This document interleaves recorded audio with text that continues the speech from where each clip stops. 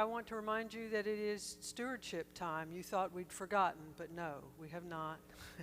It is, once again, stewardship season. Letters to our leadership, our lay leadership, went out this week, and letters will begin coming out to you next week.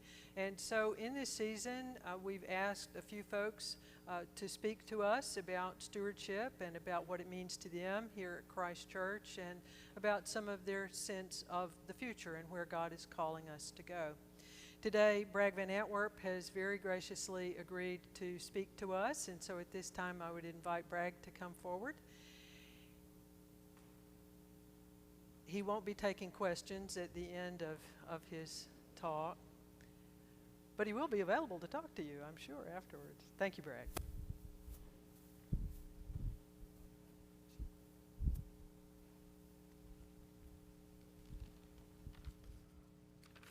Good morning. As Beverly said, I'm Bragg van Antwerp. Somewhere around here are my wife Haley and our 4 children, Thomas, Emery, Charles, and Francis. I was baptized here and confirmed here. I hunted Easter eggs right out there. I was asked to join the vestry recently, and I'm looking forward to serving. In short, Christ Church has been a part of my life for as long as I can remember, and I plan for it to be a part of my family's lives for a long time to come. This is an incredibly special place. Haley and I have loved watching our children become more engaged, playing their own roles in the church, and discovering what it means to them. We want them to know that no matter what, in good times or in bad times, that Christ Church is a second home for them, a safe place in times of trouble or danger. Beverly asked me to speak today about stewardship and about giving. And while what I want to say certainly applies to everyone, I want to particularly make sure that my fellow young members are listening, or maybe middle-aged members. I'm 44 years old myself, so. And not a lot of them are here today, but hopefully they're watching at home, or maybe they'll hear this at some point later. But I think it's important that we, in particular, be aware of all this. I didn't know until talking to Beverly that almost 90% of our church's operating budget comes from stewardship, from giving. Think about that for a moment. What this means is that without the funds that the church receives from all of us each year, it cannot operate. So when we're asked to make a pledge, it isn't for some sort of endowment or for long-term plans that may or may not come to fruition. In fact, when we're asked to give, it's so that the lights turn on and so that we can pay our amazing clergy and staff. Put simply, without each of us, there is no Christ Church Cathedral.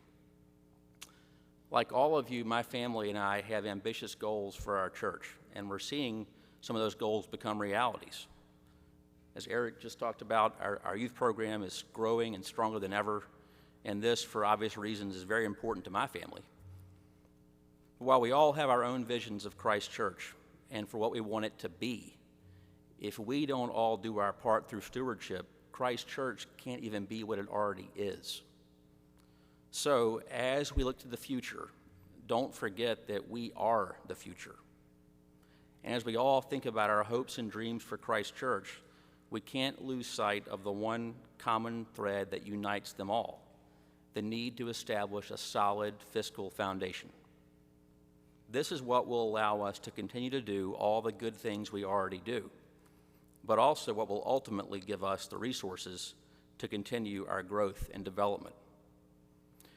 In closing, I want to challenge all of you, but I especially want to challenge those of us who are under the age of 50. My challenge to you is to dig deep. First and foremost, make a pledge.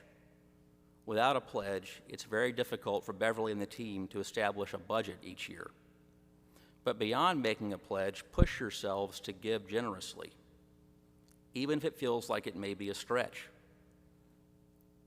It's time for us, as younger members, to take on more responsibility for our church's fiscal health.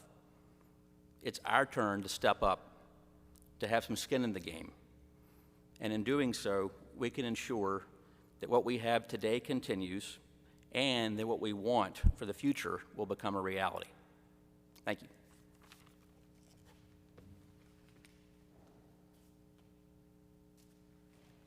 Thank you, Bragg.